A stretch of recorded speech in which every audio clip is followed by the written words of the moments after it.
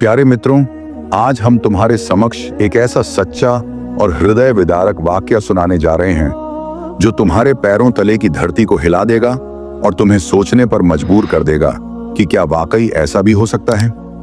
एक बेवा वालिदा की 3 जवान बेटियां जिनकी अभी शादी भी ना हुई थी, अचानक गर्भवती हो गईं। न उनका बाहर आना जाना था, न किसी से मेल मिलाप। फिर सवाल यह उठता है कि आखिर वह कौन था जिसने यह घिनौना कर्म किया। क्या वह उनका सगा पिता था, या कोई सौतेला भाई, या शायद कोई चाचा, मामा, खालू, या कोई और करीबी रिश्तेदार जिस पर भरोसा था, जो घर का हिस्सा था और जिससे ऐसी उम्मीद कभी न थी। यह वाकया ऐसा था जिसने पूरे कस्बे को हिला दिया। घरों की दीवारें तक कांप उठी जब सच सामने आया। आइए बिना वक्त गंवाए सुनते हैं वह शर्मनाक वाकया जिसने साबित कर दिया कि हर दरिंदा बाहर का नहीं होता। कई बार वह घर के अंदर ही छिपा होता है और उसका चेहरा सबसे अधिक भरोसेमंद होता है। ये कहानी है एक दुखी दिल वाली, मेहनती और गरीब बेवा औरत की जिसका नाम था बानो। उसका शौहर बरसों पहले इस दुनिया से रुखसत हो चुका था। पहले शौहर से उसका एक बेटा था जो बानो के दूसरे निकाह के बाद भी उसी के साथ रहा। बाद में बानो ने दूसरा निकाह किया जिससे उसे 6 बेटियां हुई, बेहद खूबसूरत, शर्मीली और पर्दानशी। दूसरा शौहर भी ज्यादा दिन न जी सका और बानो फिर से बेवा हो गई, मगर उसने अपनी बेटियों की परवरिश में कोई कसर न छोड़ी। बानो अपनी 6 बेटियों के साथ एक छोटे से कच्चे मकान में रहती थी। वह मेहनत मजदूरी करती, अमीरों के घरों में बर्तन मांजती, कपड़े धोती और दिन भर की मेहनत से मिलने वाला थोड़ा सा खाना और चंद सिक्के ही उनके जीवन का सहारा थे। उसका सौतेला बेटा, जिसका नाम था जफर, बड़ी उम्र का था और शुरू से उसी घर में रहा। जफर वही बेटा था जो पहले शौहर से था, मगर सभी बेटियां उसे भाई मानती थीं। सब कुछ खामोशी से चल रहा था जब अचानक ऐसा तूफान उठा जिसने बानो के पैरों तले की जमीन खींच ली। एक दिन उसकी सबसे बड़ी बेटी शाजिया की तबीयत अजीब सी होने लगी। पहले तो बानो समझ न सकी, मगर जब हालत बिगड़ने लगी तो वह उसे कस्बे के वैद्य के पास ले गई। वैद्य ने कुछ देर जांच करने के बाद खामोशी से कहा, तुम्हारी बेटी गर्भवती है। यह सुनते ही बानो की दुनिया जैसे थम गई। वह हिलकर रह गई। शाजिया अभी बिन ब्याही थी, इज्जतदार और पर्दानशी। ये कैसे हो गया? किसने किया? कब किया? क्यों किया?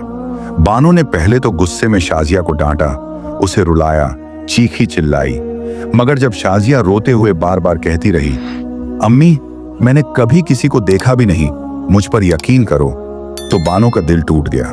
वह समझ गई कि उसकी बेटी सच बोल रही है। मगर यह दुख अभी कम न था कि कुछ ही दिनों बाद उसकी दूसरी बेटी नूरजहां और फिर तीसरी बेटी फातिमा भी उसी हाल में निकली। दोनों की जुबान पर वही बात थी, अम्मी हमें कुछ नहीं पता, खुदा की कसम हमें कुछ भी याद नहीं। इस हादसे ने बानो को अंदर से तोड़ कर रख दिया। वह कई दिन तक रोती रही, सोचती रही, मगर कुछ समझ न आया। आखिरकार एक दिन हिम्मत जुटाकर वह इंसाफ की उम्मीद लिए कस्बे के शाहनशाह के दरबार में जा पहुंची। दरबार सजा हुआ था। शाहनशाह यूसुफ अपने तख्त पर बैठा लोगों की फरियादें सुन रहा था। अचानक बानो दरबार में दाखिल हुई। उसका चेहरा आंसुओं से तर, कपड़े धूल से सने, पांव नंगे और आंखों में बस एक ही सवाल, मुझे इंसाफ कब मिलेगा? शाहनशाह ने उसे देखा और पूछा, माँ जी तुम क्यों रो रही हो?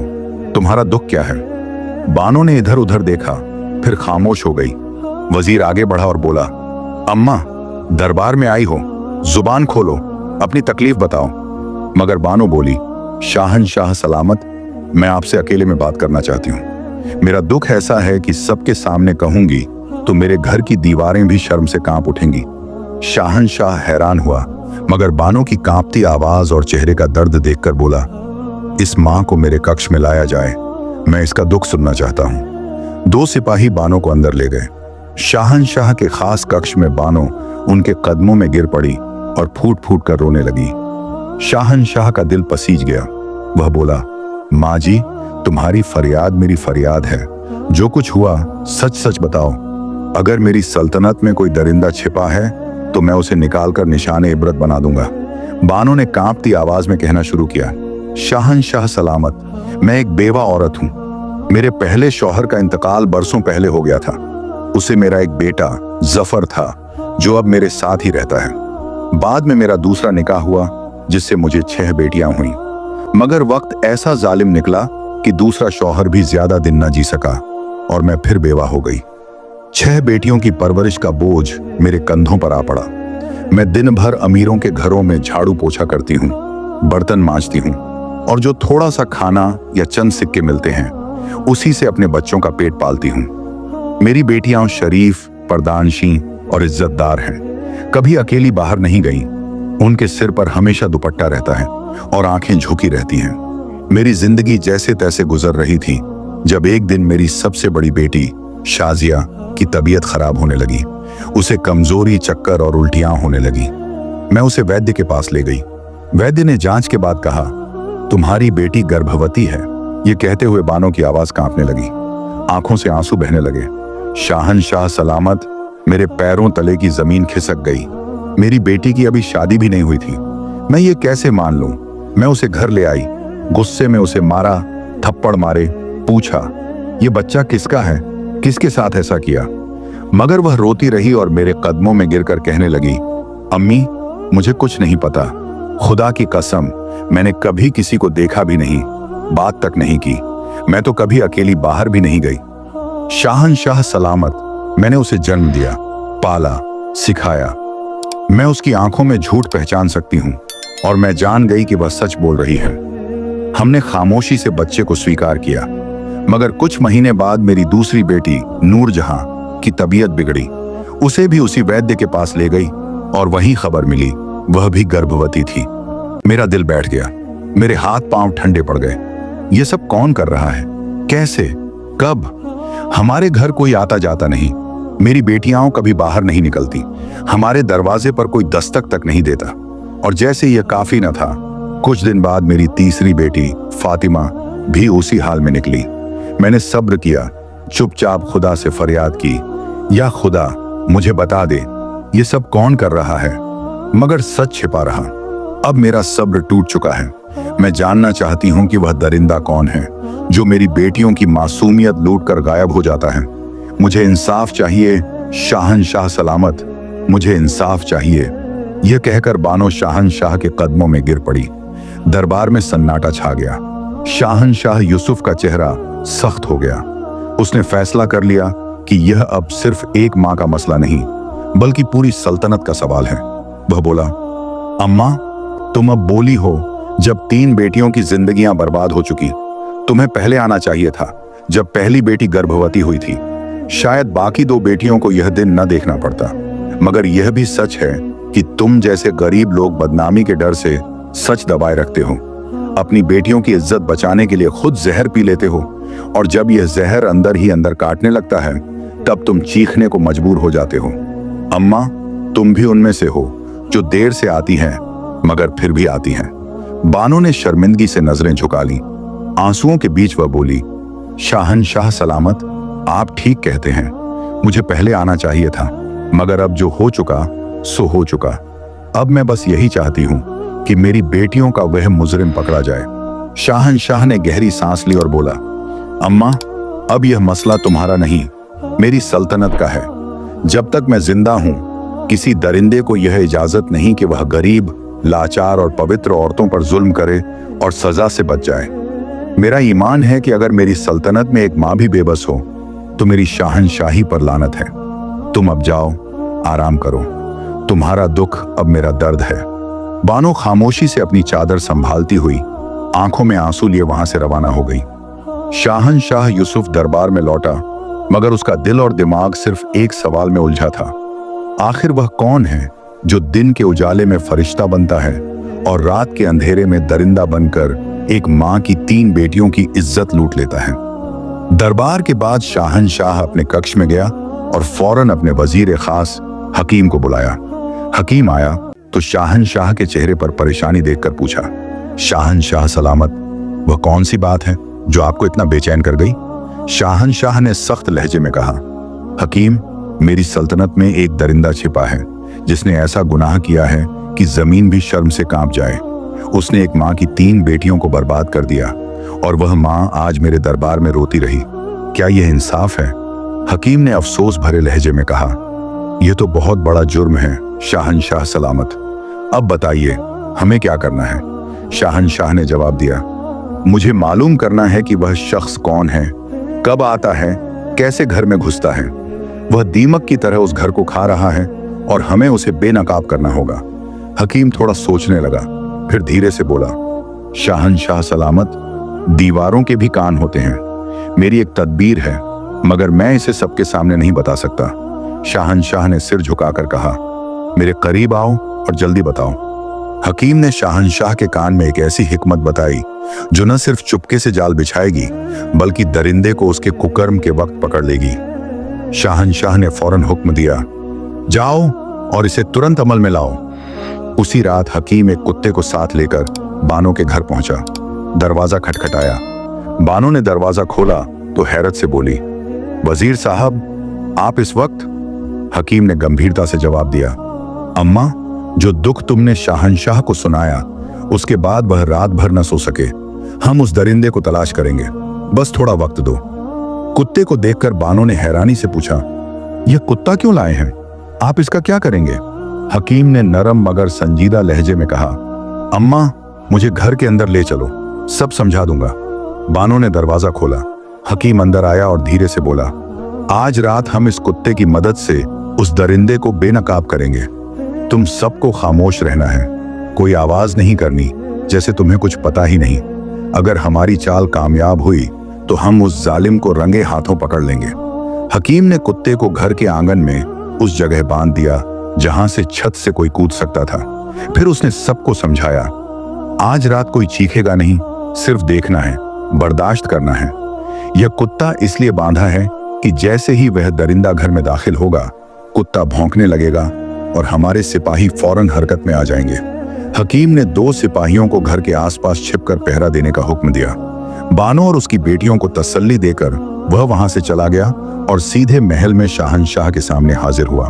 शाहनशाह ने पूछा, हकीम, क्या जाल बिछ गया? कुत्ता सही जगह बंधा?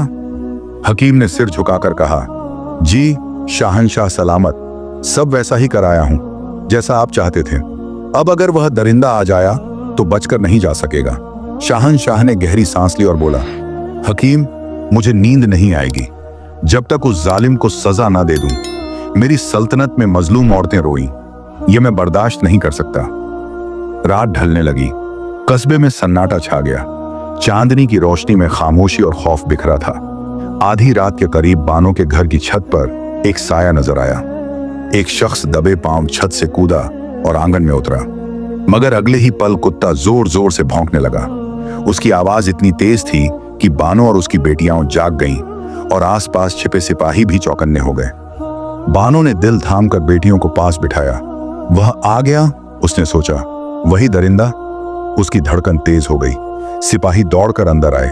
वह नकाब पोश शख्स जो घर में घुस चुका था चीख पड़ा। वह भागने लगा, मगर सिपाहियों ने उसे दबोच लिया। उसके हाथ मरोड़कर उसे जमीन पर लिटाया गया।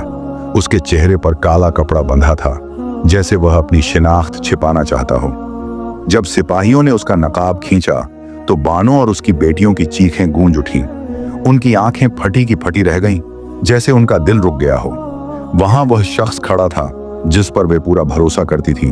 वह था जफर, उनका सौतेला भाई जो उनके साथ पला बढ़ा था और जिसे वे हमेशा भाई मानती थीं।